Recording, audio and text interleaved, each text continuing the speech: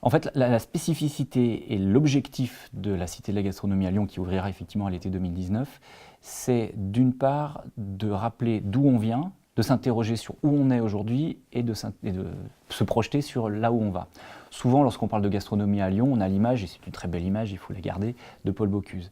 Mais on ne peut pas limiter uniquement l'image de la gastronomie à Paul Bocuse, même s'il a fait énormément pour notre ville. Et l'intérêt de cette Cité de la Gastronomie, ça va être justement de replacer tout ça dans un contexte historique, de Paul Bocuse bien évidemment, mais on pourrait aussi aller encore plus loin en parlant de Rabelais, en n'oubliant pas les mères lyonnaises jusqu'à aujourd'hui,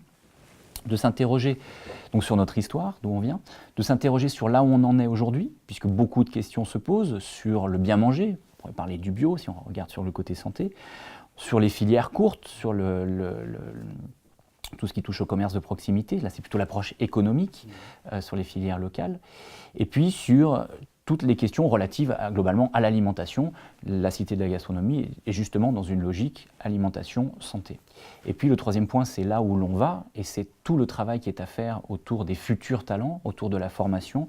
pour donner envie, susciter des passions autour de ces jeunes. On a sur le territoire de la métropole lyonnaise des centres de formation qui sont bien réputés, et donc on forme, et puis il ne faut surtout pas fermer la porte à la gastronomie sur les jeunes talents qui aujourd'hui sont en poste. On a quelques nouveaux étoilés,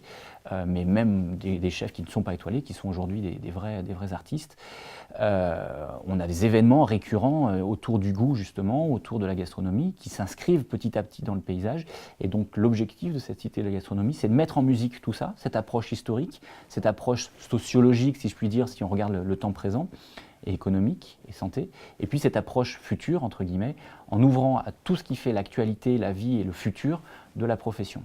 C'est un lieu où il y aura des expositions permanentes, des expositions temporaires, des démonstrations en temps réel, des chefs invités,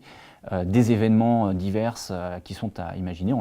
La métropole est en train de finaliser tout ça, donc ça va être un très beau projet en effet.